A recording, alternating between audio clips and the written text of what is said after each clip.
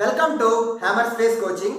Last class ಅಲ್ಲಿ supplementary 2018 1 mark problem ಎಲ್ಲ solve ಮಾಡಿದ್ದೆ.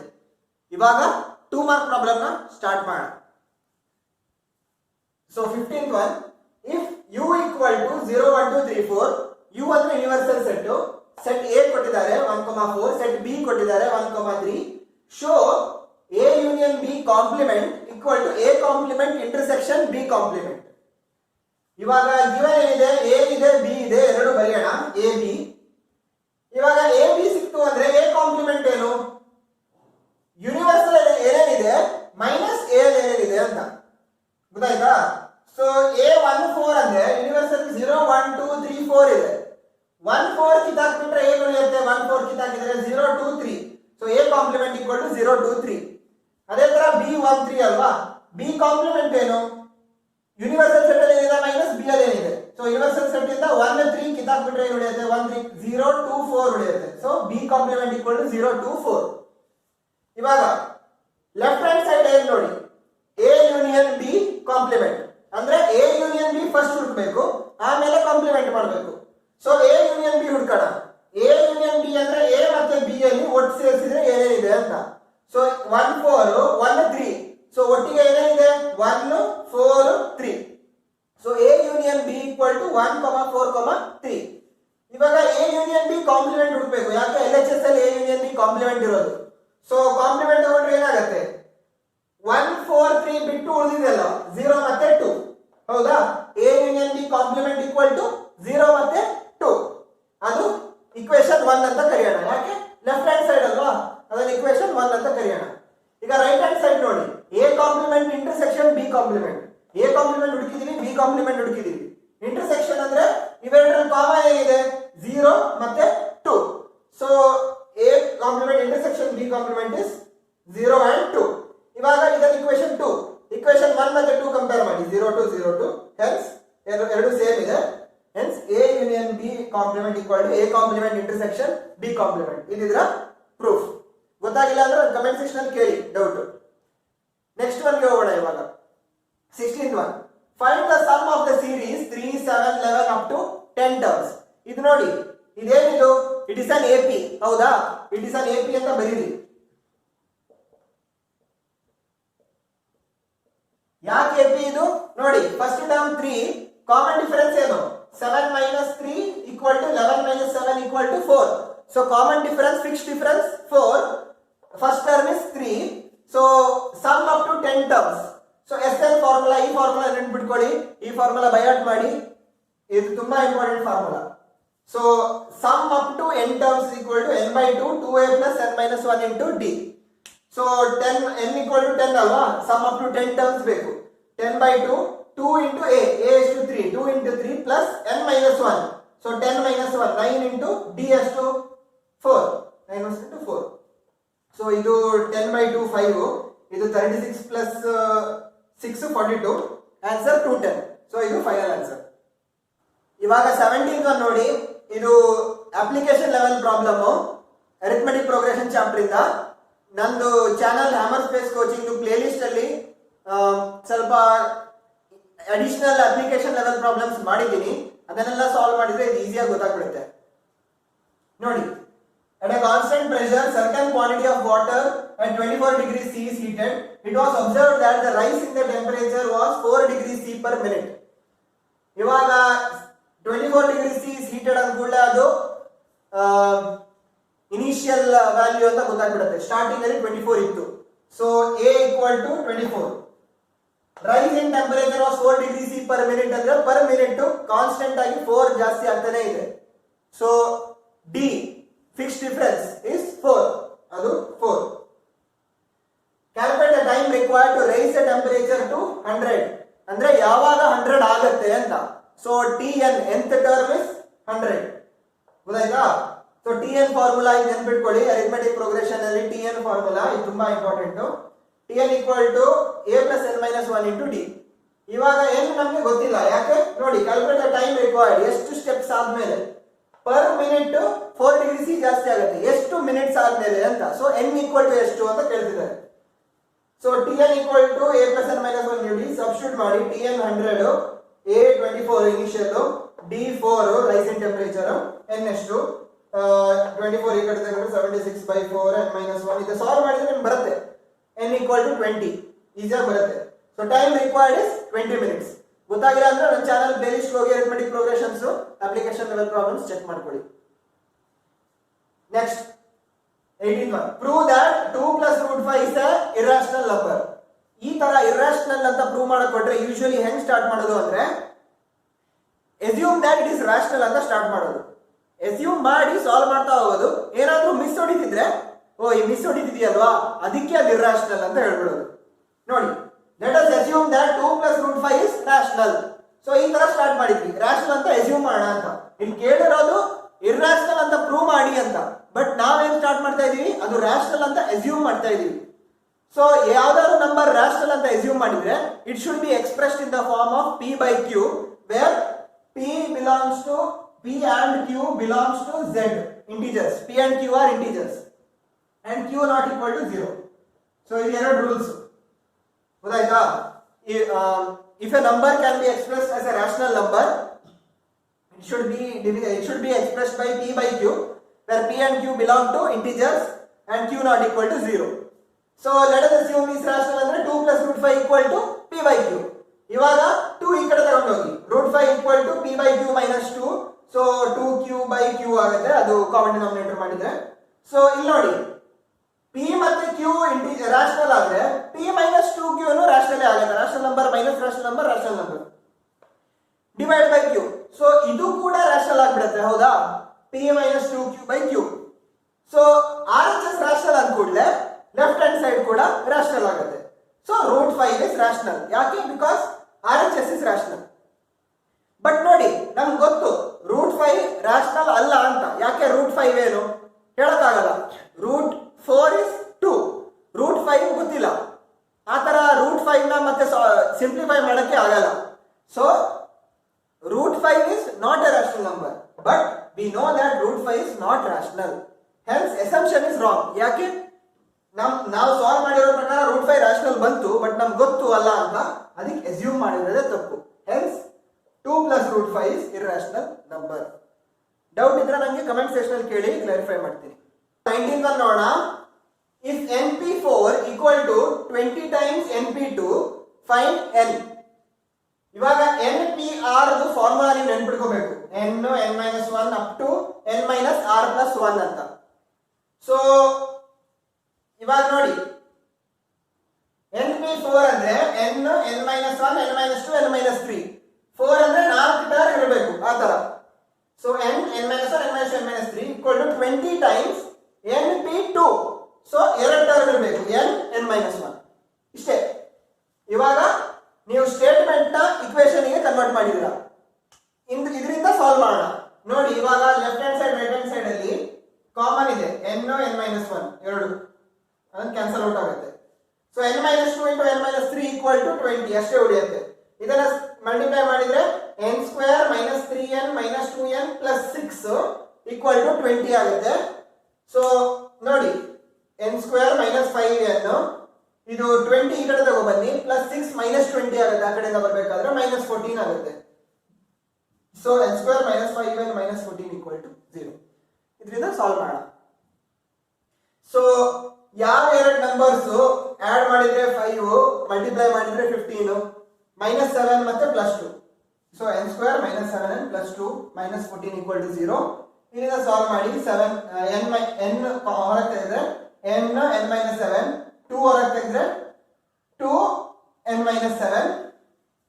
So n + 2 into n-7 equal to 0, n + 2 equal to 0, n equal to -2 ಇಲ್ಲ n equal to +7.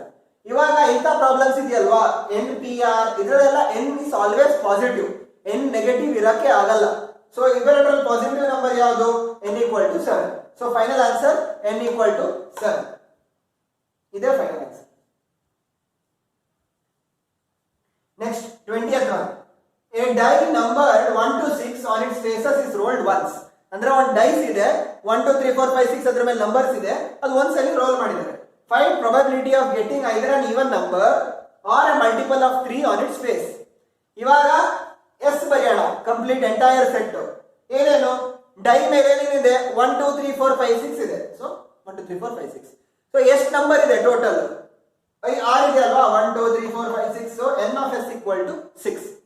Next probability of getting an even number ಅಂದ್ರೆ ನಮ್ಗೆ ಯಾವುದೋ ಒಂದು situation ಕೊಟ್ಟಿದ್ದಾರೆ. ಯಾವ ಸಿಚುವೇಶನ್ ಅದು? ಎ ಅಂತ ಕರೆಯೋಣ ಸಿಚುವೇಶನ್ಗೆ.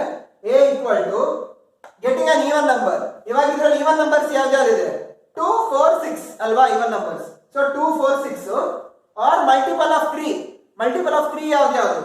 3 ಮತ್ತೆ 6. ಸೊ ಅದಕ್ಕೆ 3 ಕೂಡ ಸೇರ್ಸೋಣ ಮತ್ತೆ 6 ಕೂಡ ಸೇರಿಸಬೇಕು. ಬಟ್ 6 ಆಲ್ರೆಡಿ ಇದೆ, ಯಾಕೆ ಈವನ್ ನಂಬರ್ಸ್ ಅಲ್ಲೇ ಬಂದ್ಬಿಡ್ತು. ಸೊ ಅದನ್ನ ಮತ್ತೆ ಸೇರಿಸೋ ಬೇಡ. ಸೊ ಎ ಸಿಚುವೇಶನ್ ಯಾವುದು? Probability of even number R multiple of 3 ಅಂದ್ರೆ 2 4 6 ಮತ್ತೆ 3.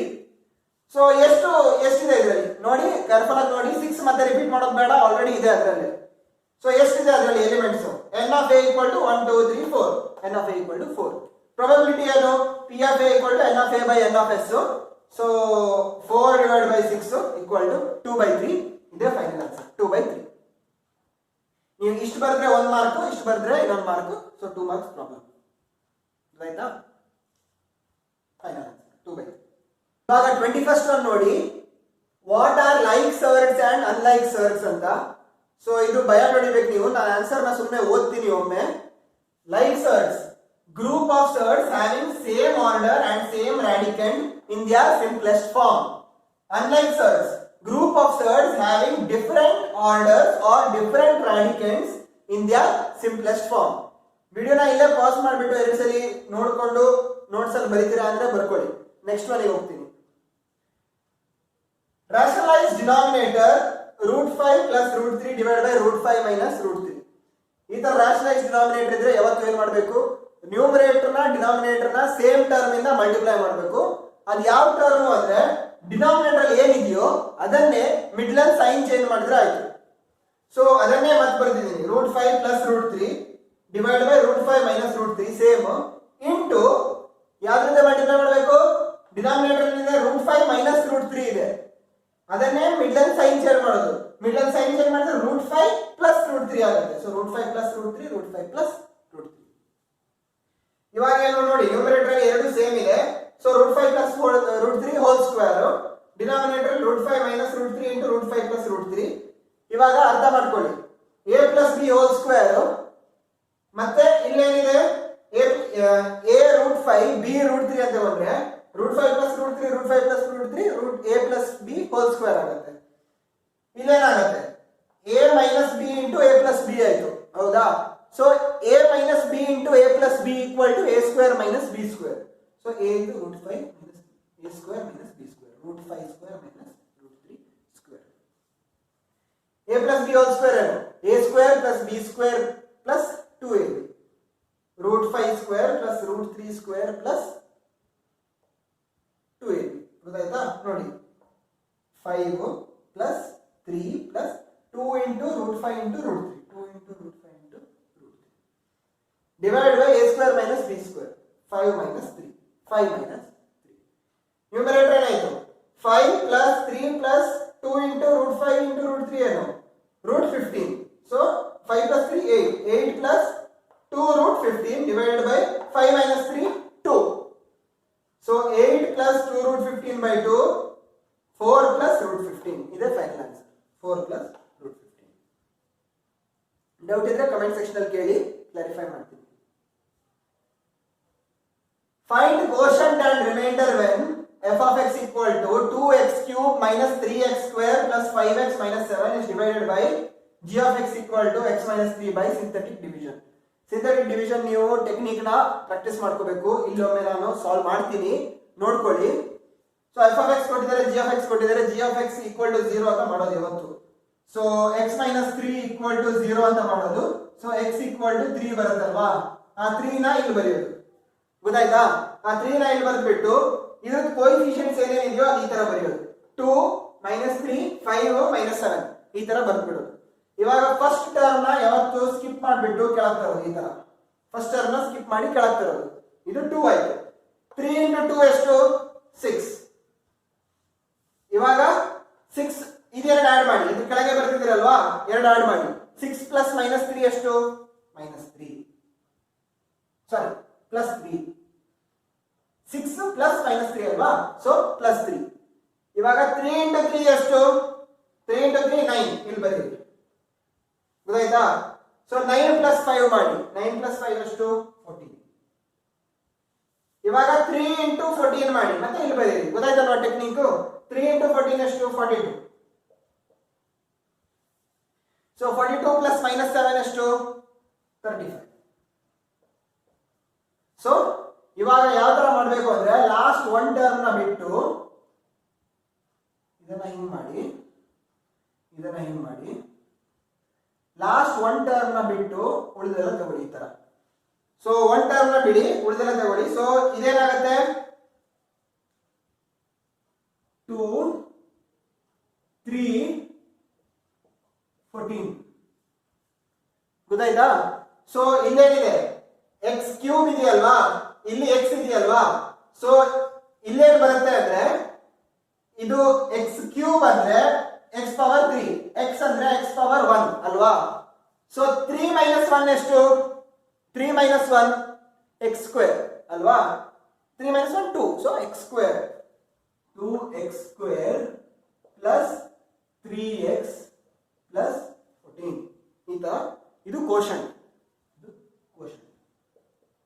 ರಿಮೈಂಡರ್ ಏನು? ರಿಮೈಂಡರ್ = ಉಳಿದಿದ್ದು 35. ಸೊ ಇದು ಫೈನಲ್ ಆನ್ಸರ್.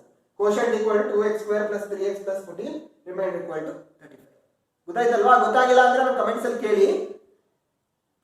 24th ಒನ್ ನೋಡಿ.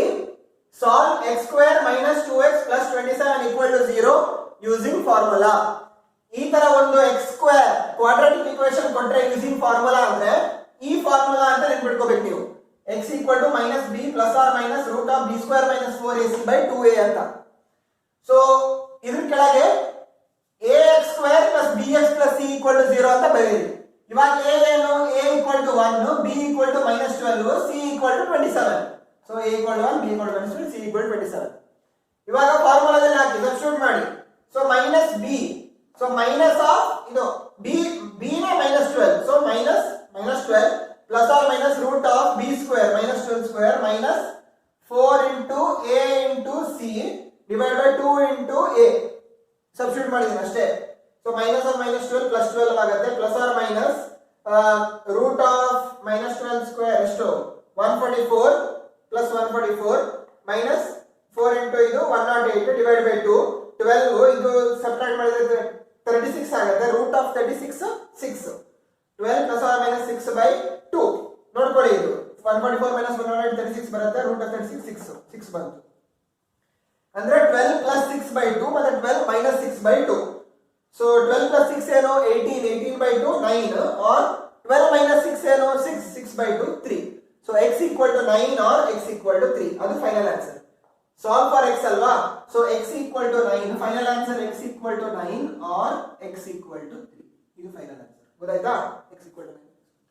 Next 25th one. Draw a card of length 6 cm in a circle of radius 5 cm. First ಒಂದು circle draw ಮಾಡಿ, radius 5 cm ತಗೋಬೇಕು. ಗೊತ್ತಾಯ್ತಾ? ಇದರ ರೇಡಿಯಸ್ ಈ ತರ, radius 5 cm radius. Circle draw ಮಾಡಿ. Measure and write the distance of chord from centre of circle. ಇವಾಗ chord of length 6 cm ಹೇಳಿದಾರಲ್ವಾ. ಸೊ ನಿಮ್ದು ಕಂಪಸ್ ಅಲ್ಲಿ 6 cm ತಗೊಳ್ಳಿ. ಕಂಪಸ್ 6 cm ತಗೋಬಿಟ್ಟು ಈ ಸರ್ಕಲ್ ಮೇಲೆ ಯಾವ್ದಾದ್ರು ಒಂದು ಪಾಯಿಂಟ್ ಚೂಸ್ ಮಾಡ್ಕೊಳ್ಳಿ. ಯಾವ್ದಾದ್ರು ಒಂದು ಪಾಯಿಂಟ್ ಚೂಸ್ ಮಾಡ್ಕೊಳ್ಳಿ. ಇದು ಸೆಂಟರ್ ಅನ್ಕೊಳ್ಳಿ. ಯಾವ್ದಾದ್ರು ಒಂದು ಪಾಯಿಂಟ್ ಈ ಸರ್ಕಲ್ ಮೇಲೆ ತಗೊಳ್ಳಿ. ಈ ಪಾಯಿಂಟ್ ಅಂತ ತಗೋಣ, ಸುಮ್ಮನೆ ಒಂದು ಪಾಯಿಂಟ್, ರ್ಯಾಂಡಮ್ ಪಾಯಿಂಟ್. ಈಗ ಕಂಪಸ್ ಮೇಲೆ 6 cm ಮೆಜರ್ ಮಾಡಿಬಿಟ್ಟು ಇಲ್ಲಿ ಇಟ್ಬಿಟ್ಟು ಕಟ್ ಮಾಡಿ. ಈ ತರ ಕಟ್ ಮಾಡಿ. ಸೊ ಈ ತರ ಕಟ್ ಆಯ್ತು ಅನ್ಕೊಳ್ಳಿ. 6 cm ಇಟ್ಕೊಬಿಟ್ಟು ಕಟ್ ಮಾಡುವಾಗ ಈ ತರ ಕಟ್ ಆಯ್ತು. ಸೊ ಯಾವ ಪಾಯಿಂಟ್ ಇಂದ ಡ್ರಾ ಮಾಡಿದ್ರೆ ಅದೆರಡು ಜಾಯಿನ್ ಮಾಡಿ. ಈ ತರ ಅದು 6 cm. ಗೊತ್ತಾಯ್ತಾ? 6 cm ಕಂಪಸ್ ಇಂದ ಇಟ್ಟು ಯಾವ್ದಾದ್ರು ಒಂದು ಪಾಯಿಂಟ್ ತಗೋಬಿಟ್ಟು ಕಟ್ ಮಾಡಿದ್ರೆ 6 cm ಆಗುತ್ತೆ.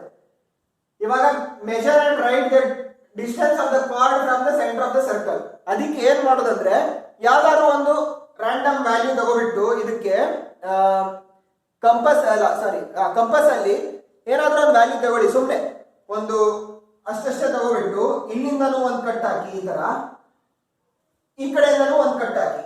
ಸೇಮ್ ಅದೇ ವ್ಯಾಲ್ಯೂ, ಕಂಪಸ್ ನ ಚೇಂಜ್ ಮಾಡದೆ ಈ ಕಡೆಯಿಂದನೂ ಒಂದು ಕಟ್ ಹಾಕಿ. ಈ ತರ ಗೊತ್ತಾಯ್ತಾ? ಒಂದ್ ಇಲ್ಲಿಂದ ಮತ್ತೆ ಒಂದ್ ಇಲ್ಲಿಂದ ಒಂದು ಹಿಂಗ್ ಕಟ್ ಹಾಕಿ ಸೇಮ್ ವ್ಯಾಲ್ಯೂ ಇಟ್ಕೊಂಡು ಆ ಕಡೆಯಿಂದ ಕಟ್ ಹಾಕಿ. ಸೊ ಎಲ್ ಜಾಯಿನ್ ಆಗುತ್ತೋ ಅದರಿಂದ ಇದು ಜಾಯಿನ್ ಮಾಡಿ.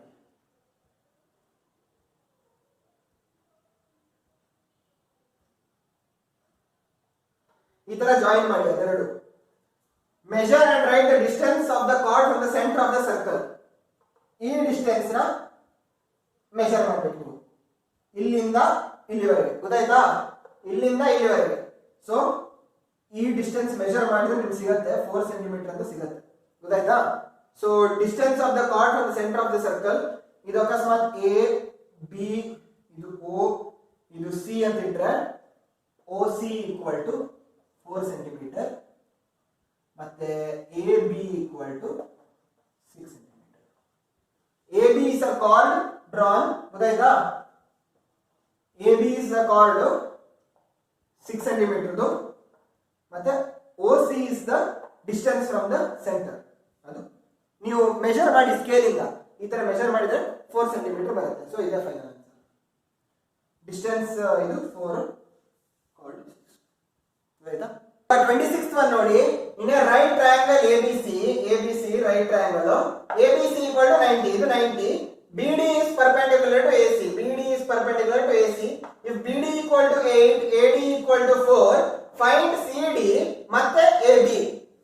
ಇವಾಗ ನೋಡಿ ಇಂಥದೊಂದು ಪ್ರಾಬ್ಲಮ್ ಕೊಟ್ಟು BD 90 ಡಿಗ್ರಿ ಈ ತರ B 90 ಡಿಗ್ರಿ ಮತ್ತೆ ಈ ಕಡೆ 90 ಡಿಗ್ರಿ ಅಂದ್ರೆ ಒಂದು ಟ್ರಿಕ್ ನೆನ್ಪಿಟ್ಕೊಳ್ಳಿ, ಶಾರ್ಟ್ ಕಟ್. ನೀವು ಡೈರೆಕ್ಟ್ ಆಗಿ BD square equal to AD into CD ಅಂತ ಬರೀಬಹುದು. ಟ್ರಯಾಂಗಲ್ ಈ ತರ ಇರಬೇಕು, ಇಲ್ಲಿ 90 ಡಿಗ್ರಿ ಇರಬೇಕು, ಇಲ್ಲಿ 90 ಡಿಗ್ರಿ ಇದ್ರೆ ಮಾತ್ರ ನೀವು BD square equal to AD into CD ಅಂತ ಬರೀಬಹುದು. ಗೊತ್ತಾಯ್ತಲ್ವಾ? ಇಲ್ಲಿ 90 ಡಿಗ್ರಿ ಇದ್ರೆ ಮಾತ್ರ, ಇಲ್ಲಿ ಮತ್ತೆ ಇಲ್ಲಿ ಎರಡು 90 ಡಿಗ್ರಿ ಇದ್ರೆ ಮಾತ್ರ. So BD square equal to AD into CD ಅಂತ ಬಂದ್ರೆ BD ಎಷ್ಟು 8 into 8 equal to AD 4 into CD.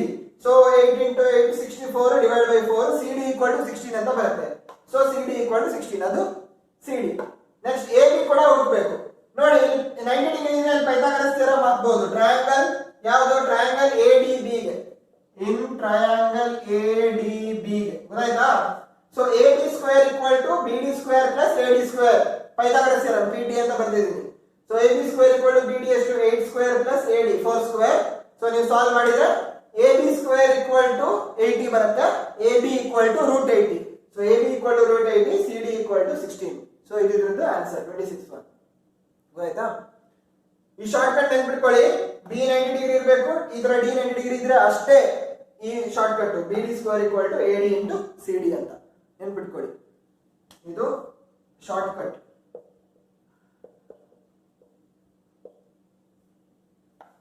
Next 27th one. Show that cot theta into cos theta plus sin theta equal to cosec theta.